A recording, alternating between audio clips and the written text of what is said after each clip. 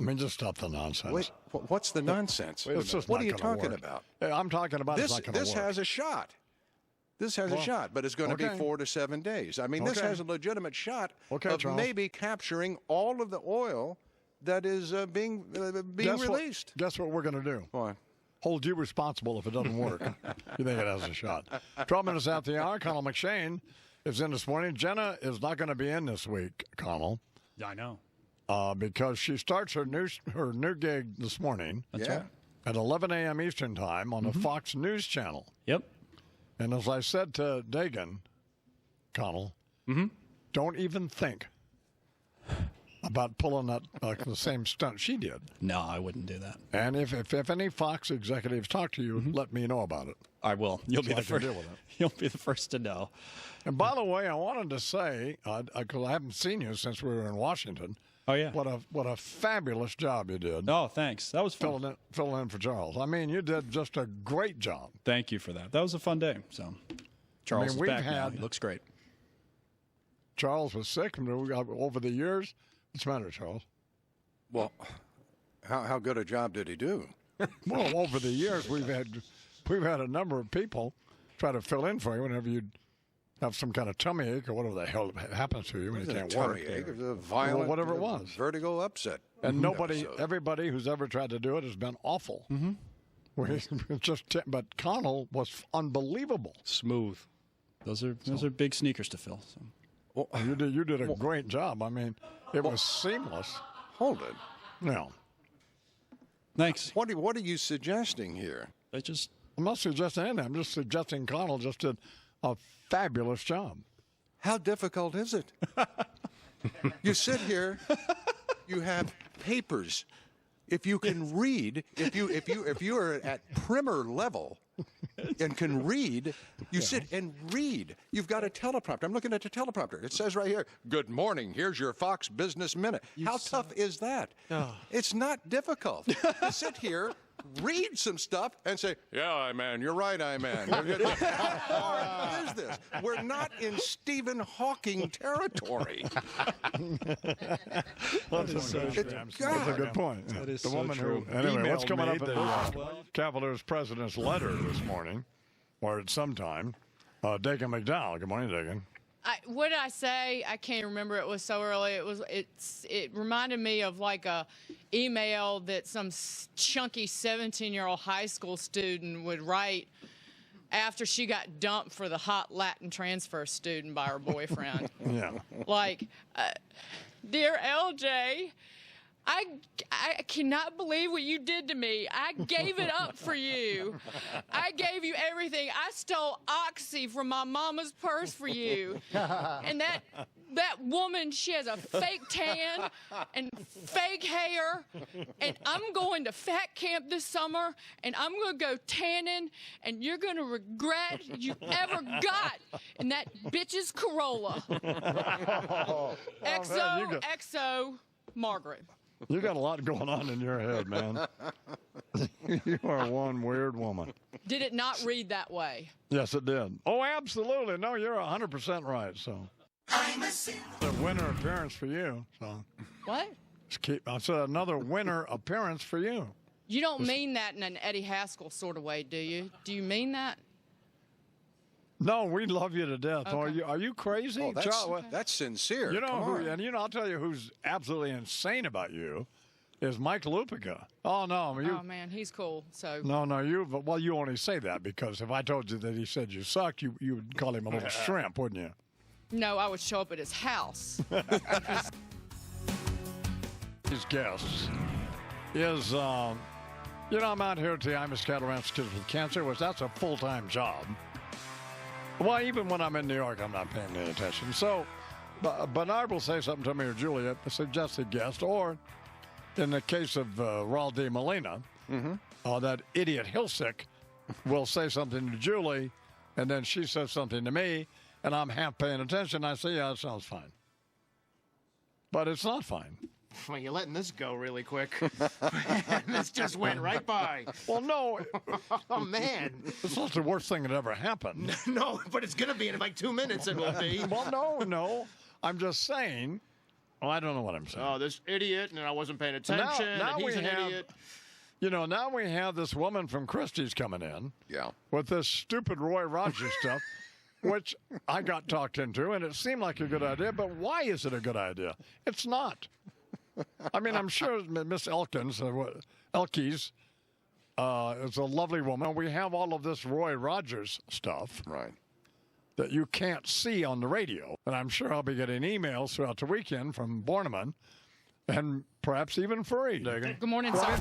How are you? I'm good. What's going on? You know who is not? Ed Norton. Marvel Studios has dropped Ed Norton playing the Hulk in the next film, The Avengers, which is expected to come out 2 years from now. And in an unusual statement, the president of Marvel is saying that we made the decision not to bring him back in the role of Bruce Banner. Our decision is definitely not one based on monetary factors, but instead rooted in the need for an actor who embodies the creativity and collaborative spirit of our other talented cast members, which include, by the way, Robert Downey Jr. Very unusual. Wow. Something happened, right? Yes, he is known as a temperamental actor, maybe perfect for playing the Hulk. I love the way you're plugged into all this Hollywood stuff. Well, I'm sitting at home hours upon end watching TV, so What you plugged in a way that might not be healthy. got your People magazine in your lap? No embarrassment. As soon as I leave this joint on Wednesday afternoon, People, Us, even Life and Style, and the National Enquirer. And I do not bury the National Enquirer in my bag. I carry it proudly under my arm because they're breaking news right and left these days. Dagan McDowell on the Fox Business Network and on the Imus in the Morning program. I heard from HughesNet yesterday, Charles. Oh, know you we did? Well, they said, "Oh, we didn't know you were that Imus." Oh, No. The other you're one. not that. Don Imus. We didn't know that ranch was a charity. You mean kids with cancer? We didn't know any of that. Thought it was the Why other didn't you Imus, tell us this? The other Imus ranch owned by Roger Imus. Yeah. Sam My Imus. Lord. So we're not taking back my comments, but we might take them back. We're on the precipice of taking them back. You know about them being like the worst company Yes. in existence, that kind of stuff. That ever they can't existed suck in enough. anything. And they hate kids and all that. Right. The Imus Morning program on the radio all over the country, on the Fox Business Network all over the world. S.C. Gwynne, award-winning journalist, used to work for Time Magazine, Charles. All right. Texas Monthly, all that sort of thing. Written a number of other books. His current book, which I read about and actually purchased, Empire of the Summer Moon, an Amazon thing they sent out here at the ranch. Empire of the Summer Moon, Quanah Parker, and the Rise and Fall of the Comanches, the most powerful Indian tribe in American history. Available wherever books are sold, obviously, or Amazon.com. Number 6 already on the New York Times bestseller list, hardcover. Please welcome to the program, S.C. Gwynne. Good morning, Mr. Gwynne. Good morning. How are you? I'm doing fine, thank you. It's a pleasure to be here. I remember you from the Cleveland days. Oh, you do? Were you in Cleveland? Or I do. I was What in were- Cleveland, yes. what were you doing there? I was a banker at the time for the old Cleveland Trust Company, which you may remember. Oh, of course I do. In fact, I think what the radio station was, WGAR, that I worked for there, was Right. located in the Statler Hilton Hotel, and the bank was right down the street. That's right. And we used to get all liquored up and threaten to hold it up. As Dennis Kucinich's brother once did, remember that? Yes, I do. So we were going to, by the way, I want to apologize for disparaging your 5 song choices, but I No, was that's thinking, okay. a guy living in Austin, Texas, you should be into Carolyn Wonderland and Alejandro Escovedo and Joe Ely and those people. So, Yeah, and Jimmy Dale Gilmore. Well, I chose thematically, actually. Those are all very favorite songs of mine, but I chose thematically. So Conquistador would, fit the Spanish connection, and End of the World as we know it would have been what it felt like to be a Comanche in about 1871, and I sort of chose that way. what got you interested in Quanah Parker and the Comanche story and Cynthia Ann Parker and that? You know, I read a book. I read a book many years ago by Walter Prescott Webb called The Great Plains, and it had a little subchapter on the Comanches in it. And what it said was, so was that it was kind of like it portrayed them as sort of a Native American superpower, this enormous force of nature that lived in the middle of the continent and determined the way the West was settled. And I mean, I'm a kid from the Northeast. The only thing I knew about Comanches was from a John Wayne movie. And then the other thing that got me interested was just living in Texas, because if you travel around Texas, the Comanches are still alive, and people talk about them. People tell stories about their great-grandparents being killed by them. So it was kind of a combination of the two things. Tell me a little bit about Cynthia Ann Parker. Cynthia Ann Parker was the most famous captive of the Plains frontier. In 1836, she was kidnapped at the age of 9 by Comanches, and she first became famous as the white squaw who would not return to white civilization, even though she had several chances. And she later became famous when she was recaptured and became kind of, she was forced to readapt yet again, but she adapted herself completely to the Comanche culture.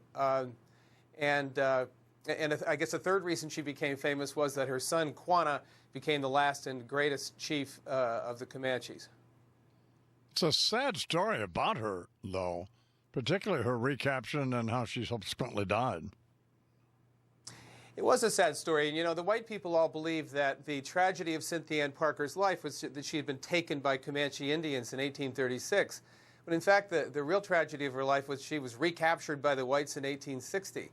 And she never, by Texas Rangers actually, under Sul Ross and Charles Goodnight, she never readapted. I mean, she cut herself, she mourned, she wailed, she was constantly trying to escape. In fact, she made herself into such a handful that she was shuffled from various Parker relatives eventually into East Texas. She lost her little daughter in 1864 to influenza, and she herself died in 1870. And, you know, some people said she had starved herself to death, and other people said she had died of a broken heart. But, yeah, it's one of the great kind of sweeping tragedies, and one of the interesting parts about it was her son. Even as she was dying, her son was poised to become one of the greatest Indians, I guess, Indian warrior chiefs in American history. We're talking with S.C. Gwynne. His book, already a bestseller on the New York Times bestseller list at number 6, Empire of the Summer Moon. What's the SC stand for? Samuel Carlton. I go by Sam. My grandfather went by that name, and so for some reason, I adopted it as a byline many years ago, and that's it. So. What distinguished the Comanches, or does distinguish them, or did, from other Native American tribes? You know, you can think of them as a Native American superpower. What I argue in the book is that there was no tribe was as influential or as powerful or as influential in American history as the Comanches. And you can think of it as about a 250,000 square mile empire that encompassed a lot of the states of Texas, Oklahoma, Kansas, Colorado, and New Mexico. That was just sitting there when the first kind of sweep of white civilization came through Texas. And in effect, at that moment in 1836 when Cynthia Ann was kidnapped marked the start of a 40-year war. America's never had a 40-year war against anybody, I mean, except the Comanches, not even close. And so, in effect, they held up the frontier. They also, if you go back farther in history, they were the reason the Spanish conquest coming north from Mexico was stopped. They were the reason the French influence coming west from Louisiana was stopped. They accounted for the invention of the Texas Rangers, for the invention of the six-shooter. And here's an interesting fact, too, that it was fear of Comanches that led the Mexicans to allow American settlement into Texas in the first place, to create a buffer between themselves and Comanches. Of course, this backfired on them, and you've heard of what happened then. It was the Alamo and Goliad and Texas independence. So anyway, this enormous force of nature that determined how the American West was opened. And in fact, the American West was won only when the Comanches lost it. You know, it's kind of interesting. I'm out here in about 50 miles northeast of Santa Fe on as you may or may not know, a cattle ranch for kids with cancer in the mountains of northern New Mexico. Right. And we find artifacts even as all over the ranch, arrowheads. And I always just assumed they were, because there were a lot of Apaches out here as well. There were. And I think it's a misconception, probably, by a lot of people like me who even were raised out in this part of the country, that the Comanche, or that the Apaches, the Sioux, Cheyenne, some of those people, particularly the Apaches, were a more violent and vicious tribe than the Comanches, but that's not the case. Well, the Apache-Comanche story is very interesting, and indeed, a lot of the arrowheads in your range would be Comanche, and a lot would be Apache, rather, and a lot would be Comanche, too. What happened in 1706 was right near where you live in Santa Fe, the Comanches rode for the first time into recorded history, and nobody really knew who they were. But very quickly, because they were the prototype horse tribe, because they were the tribe that understood the horse better than anyone else in its application in both hunting and in war, they quickly began to drive southward from their homelands in the Wind River Mountains of Wyoming. And pretty soon they were driving the Apaches before them. And at some point they actually nearly exterminated the Apaches and eventually drove them down into the borderlands where they were eventually found, South Texas, southern New Mexico, southern Arizona. But it was one of the great shifts, and I guess one of the great changes in balance of power in American history was when the Comanches got the horse. Apaches had the horse too, but they were no match for Comanches. And then, of course, they perfected the ability to fight from horseback, which it took the Americans, well, I guess they're American, but it took the white soldiers a while to figure out, didn't it? It did, and the means of that technology transfer was an interesting bunch of grubby guys who were usually not paid and usually about 24 years old. In Texas, they were called the Rangers, and they were the people that first adapted mounted warfare, and they adapted it from the Comanches and eventually passed it into the U.S. Army. But this idea that you could fight entirely mounted was entirely a plains warfare concept in American history. The broader picture of just thinking about all this is a wonderful book, by the way.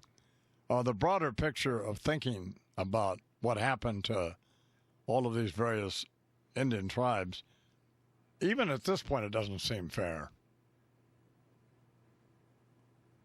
I mean, to the Indians? Yeah. Yeah, well, it was... Sorry, go ahead. No, you go ahead. I mean, well, my point was it was their land, and we took it away from them. It was their land to the extent that they occupied it. I mean, the Comanches occupied that 250,000 miles by virtue of several centuries, or actually 150 years of combat, extremely hostile combat against other Native American tribes. So in a sense, you could say that Comanches, the Comanches won that land or built their empire by either nearly exterminating or driving other tribes off. And of course, there's a weird parallel here because the American empire moving westward was doing the same thing to Indian tribes in the East Coast. So to some extent, yes. But on the other hand, I guess I argue in the book that you have to look at them as kind of a geopolitical empire in the same way that you might have, say, looked at Germany in the 19th century. So if you look at it that way, there's a little bit less sympathy. But yes, they were there, and yes, it was ultimately uneven, particularly once the white men got repeating carbines. Well, what I guess was a clumsy observation of mine, but I guess what I mean was that we made nearly 400 treaties with them and didn't keep any of them. In that sense, oh yeah. Yeah, No, right, I agree. It was just one treaty after another, and they were all meaningless. And there might have been a time, I guess, at some point in history, at least for the Comanches, when you could have said, well, we'll let you have this land. But the problem is that any will to do that was in Washington. And the settlers in the frontier had no interest in doing that, which is why treaties didn't work. Treaties were made by official-type people. The actual reality of the frontier were settlements and very warlike, often Scots, Irish, Americans, the descendants of the great warrior Celts of old. These guys were tough, and they didn't abide by treaties, and you couldn't make it stick. So yes, the Indians were cruelly deceived over and over again. I'm sorry, I just sort of misunderstood your question. Well, I didn't ask it very well, was why you didn't understand it. So I apologize.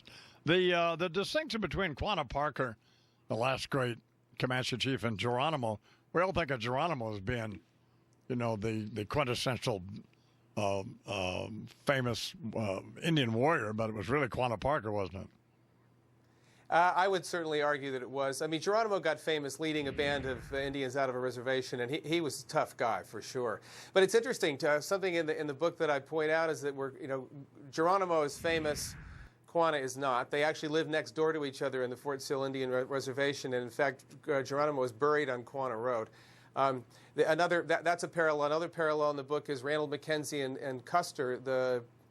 Custer is famous sort of for the wrong reasons, I guess. Mackenzie was the greatest Indian fighter. But getting back to Geronimo, Quanah was a towering figure among his people and became ever more so during the reservation years. But yeah, Geronimo ended up being kind of a drunk old curmudgeon. Fell off his horse drunk, which, by the way, Mr. Gwynne, was where I was headed, but apparently I'm going to be able to avoid that. Anyway, it's a wonderful book. Congratulations. Glad it's a bestseller for you, and thank you for appearing on the program. I appreciate it. Thank you for inviting me. Empire of the Summer Moon, S.C. Gwynne. Y'all buy it today. 11 to lay out.